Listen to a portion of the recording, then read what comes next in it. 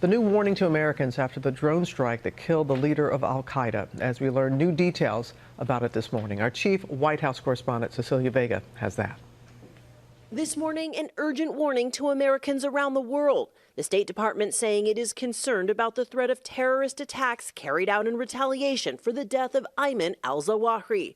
The bulletin warning of a higher potential for anti-American violence, saying U.S. citizens overseas could be at risk of assassinations, kidnappings, hijackings, and bombings. This as new details emerge about the final moments for the world's most wanted terrorist. Al-Zawahiri believed to have met his end in this apartment. Satellite images showing the building in a crowded upscale Kabul neighborhood. And this photo circulating online showing the aftermath, the blown out windows of that apartment where the White House says Al-Zawahiri was killed while standing on the balcony, struck down by U.S. Hellfire missiles. Those missiles, likely flying Ginzus, called that because they launched 6 long blades to kill a human target while sparing those standing just feet away. Experts praising the precision strike. No one else has this capacity to pinpoint a target like this, not only in terms of location, but in terms of time, based on the intelligence, and then strike from afar. President Biden seen in this White House photo being briefed on July 1st. Inside that box on the table, a model of the safe house. But now the administration facing new questions about whether pulling American troops from Afghanistan last year created a safe haven for terrorists. Now, this new alert for Americans abroad says that they should check with the State Department for travel advisories and updates. But officials are not saying whether a new threat prompted this new warning. But they do maintain, George, that America is safer because of this takedown. Okay, Cecilia Vega, thanks very much. Let's bring in the President's National Security spokesman, John Kirby. John, thanks for joining us again this morning. That State Department warning is pretty dire. How much greater risk are Americans abroad facing right now?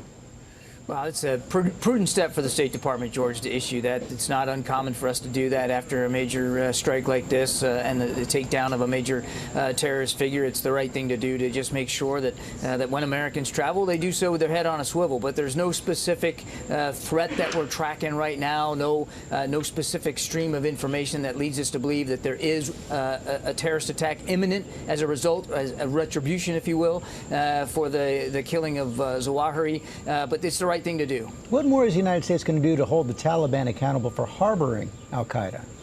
Well, the strike itself is a measure of accountability, George. I mean, not only would we hold Al-Qaeda accountable and Mr. Zawahiri, but it would send a very clear message to the Taliban that we know what they were doing. And that we were prepared to take action, and we will be prepared to take action going forward. Now, I'm not going to telegraph any decisions or policies or initiatives that might come as a result of this. Believe me, we believe the Taliban got the message. We're not going to tolerate them violating the Doha Agreement. And look, this is a group that wants to be considered legitimate governors. They want to open up to the international community. They want financing. They want legitimacy. You can't have all that if you're going to violate the Doha Agreement and you're going to harbor terrorists that plan to attack the American homeland. Let's talk about Speaker Pelosi's trip to Taiwan. She's left now. We saw those comments from the Chinese saying the United States is playing with fire and the U.S. has to pull back from the brink. Are the U.S. and China on the brink? No, I don't believe so. Not at all. Look, we knew that the Chinese were going to react this way. We could see it in the rhetoric leading up to the visit. And frankly, we've seen them do some exercises. We've done some flying along the median line of the Taiwan Strait. All this is of a playbook. It's exactly what we expected them to do, which is why we talked about it a few days ago. And we would expect, George, that in coming hours and maybe even days, there'll be additional Chinese actions meant to flex their muscles. We're just going to have to see what happens and where this goes. But there's no reason. We don't believe we're at the brink now, and there's certainly no reason for anybody to be talking about being at the brink going forward. Nothing about the Speaker's trip was inconsistent with American policy. Not a thing. We are seeing those actions already, including those live-fire military drills. How concerned are you about that? I'm sorry, I couldn't hear you on that one. I was going to say, I was going to give you a lot of credit for being so coherent with that street cleaner behind you. That is really something. It just got a little closer to me, so I lost you on that last one. So my question was about the Chinese military drills. How concerned are you about them? We're watching them closely, George, but again, they are of a piece of what we expected them to do. So we're watching it closely. We obviously don't want to see any of this escalate.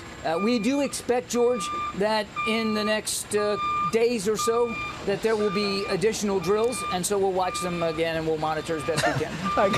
I gotta say, that sounds like an alert. I'm going to let you go right now.